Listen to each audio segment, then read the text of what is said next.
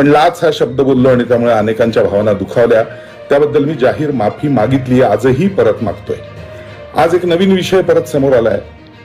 भारतरत्न बाबासाहेब आंबेडकर यांच्याविषयी मी काही वक्तव्य केलंय. असा छत्रपती राजर्षी शाहू महाराजांची भूमिका करताना त्याच्यामध्ये एका प्रसंगामध्ये एक विषय होता की वेदांमधलं एक वाक्य आहे, धर्मोश्चर्या जगन्य वर्णः पूर्णम पूर्णम वर्णम आपद्यते जाती परिवृत्तौ.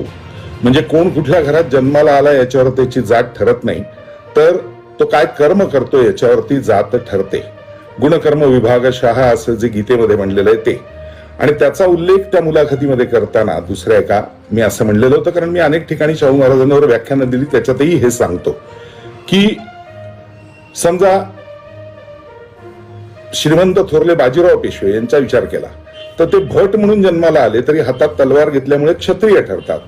या न्यायाने मी म्हणलं होतं रामजी सकपाळांचे चिरंजीव भीमराव आंबेडकर हे अभ्यासाने इतके मोठे झाले की त्या अर्थाने ते ब्राह्मण ठरतात. हे वेदांमधलं जे वितरण आहे चातुर्वर्ण्याचं त्याविषयी मी बोललो होतो आणि ते गुणकर्म विभागशः आहे असं मी बोललो होतो. त्यातलीच 2 वाक्य काढून आज पुन्हा काही लोकांची मनं कलुषित करण्याचा प्रयत्न केला जातोय. मला प्रामाणिकपणे एवढंच सांगायचंय, गेली 40 वर्ष या जीवनात वावरत असताना भारतरत्न डॉक्टर भीमराव आंबेडकर असतील, हिंदवी स्वराज्य संस्थापक छत्रपती शिवाजी महाराज असतील, स्वामी विवेकानंद असतील, श्रीमंत थोरले बाजीराव पेशवे असतील, स्वातंत्र्यवीर सावरकर असतील, अनेक विषयांवर मी जगभर व्याख्यानं देतो आणि ती अत्यंत या सर्व व्यक्तिमत्वांपुढे नतमस्तक होऊनच देतो. 40 वर्षात या सगळ्यांचा आदर्श घेऊनच पुढे जाण्याचा प्रयत्न मी आजपर्यंत केलेला आहे. हे ज्यांनी माझी व्याख्यानं किंवा वैयक्तिक आयुष्य पाहिलंय त्यांना हे सर्व माहिती आहे.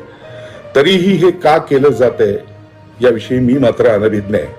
मला मात्र मनपूर्वक असं सांगायचंय की ज्या ज्या महामानवांना आपण समोर ठेवून जगत असतो त्यांच्याविषयीचं कुठलंही वाईट वक्तव्य माझ्याकडनं होणार नाही.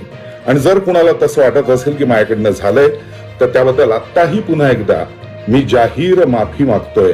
लक्षात ठेवा, राहुल सोलापूरकर हा एक प्रामाणिक भारतीय आहे. माझ्याकडनं असा कुठल्याही महाव्यक्तिमत्वाला कलुषित करण्याचा प्रयत्न स्वप्नात सुद्धा होऊ शकत नाही. हे मनपूर्वक लक्षात ठेवा. पुन्हा एकदा मी जाहीर माफी मागतोय. मनपूर्वक धन्यवाद. जय हिंद, जय महाराष्ट्र, वंदे मातरम, भारत माता की जय.